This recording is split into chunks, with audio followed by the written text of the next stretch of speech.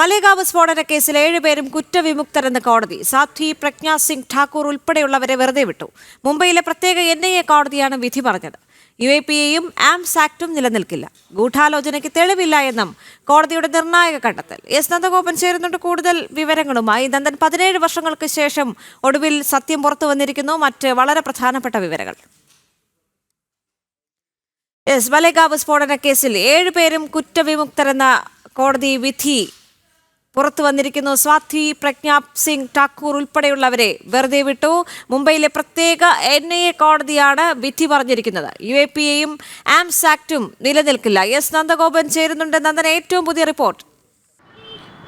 ദേവിക, 2008 മലേഗാവ് സ്ഫോടന കേസിലെ പ്രതികളെ NIA കോടതി വെറുതെ വിട്ടിരിക്കുകയാണ്. 17 വർഷത്തെ നിയമ പോരാട്ടമാണ് ഒടുവിൽ ധർമ്മവിജയം കണ്ടത് എന്ന് പറയാം. ഇതിൽ ഏറ്റവും പ്രധാനം സന്യാസിനിയായ സാധ്വി പ്രജ്ഞാ സിംഗ് ഠാക്കൂറിനെ ഇതിൽ പ്രതിയാക്കി എന്നുള്ളതാണ്. സാധ്വി പ്രജ്ഞാ സിംഗ് ഠാക്കൂറിൻ്റെ വാഹനമായിരുന്നു സ്ഫോടനം നടത്താൻ ഉപയോഗിച്ചിരുന്നത് എന്നായിരുന്നു പ്രോസിക്യൂഷൻ വാദം. എന്നാൽ അത് തെളിയിക്കാൻ കോടതിയിലായില്ല. മറ്റൊരു ഏറ്റവും പ്രധാനപ്പെട്ട കാര്യം, ഇതിൽ ആർമിയിൽ ലഫ്റ്റനന്റ് കേണലായിരുന്ന കേണൽ പ്രസാദ് പുരോഹിതിനെ ഇതിൽ പ്രതിയാക്കിയിരുന്നു. അദ്ദേഹം ജമ്മു കാശ്മീരിൽ നിന്നും RDX കൊണ്ടുവന്ന് മുംബൈയിൽ ബോംബ് തയ്യാറാക്കുകയായിരുന്നു എന്നുള്ളതായിരുന്നു പ്രോസിക്യൂഷൻ ആരോപണം. എന്നാൽ അത് തെളിയിക്കുവാനും പ്രോസിക്യൂഷൻ സാധിച്ചിട്ടില്ല.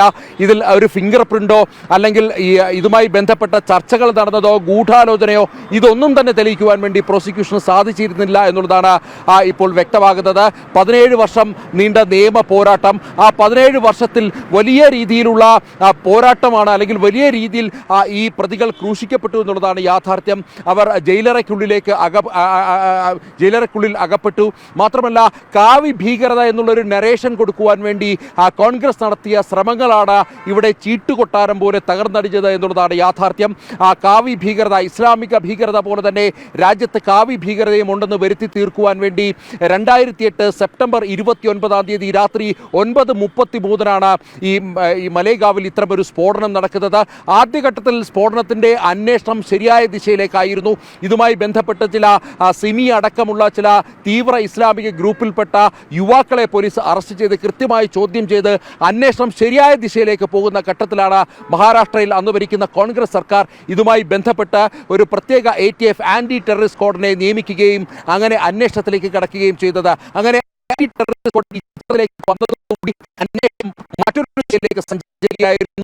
പെട്ടെന്ന് തന്നെ അവിടെ ഒരു ഹൈന്ദവ സന്യാസിനിയെ പ്രതി ചേർക്കപ്പെടുന്നു. ഭാരതത്തിൻ്റെ സൈനിക വിഭാഗവുമായി ചേർന്ന് നിൽക്കുന്ന, അല്ലെങ്കിൽ സൈന്യത്തിൽ ലഫ്റ്റനന്റ് കേണലായി പ്രവർത്തിക്കുന്ന ആളിനെ പ്രതിയാക്കുന്നു. അതേപോലെ തന്നെ ഒരു ഹിന്ദു സംഘടനയെ ഇതുമായി ബന്ധപ്പെട്ട കേസിലേക്ക് വലിച്ചിഴയ്ക്കുന്നു. ഇങ്ങനെ കാവി ഭീകരത എന്ന് വരുത്തി തീർക്കുവാനുള്ള ശ്രമങ്ങൾ പല കോണുകളിൽ കൂടി നടന്നു. ഇതുമായി ബന്ധപ്പെട്ട് യാതൊരുവിധ തെളിവുകളും ദേശീയ അന്വേഷണ ഏജൻസിക്കോ സാധിച്ചിട്ടില്ല. അന്വേഷണത്തിൽ നിരവധി പോരായ്മയുണ്ട് എന്നുള്ളതാണ് ഇപ്പോൾ NIA കോടതിയടക്കം ചൂണ്ടിക്കാണിച്ചത്.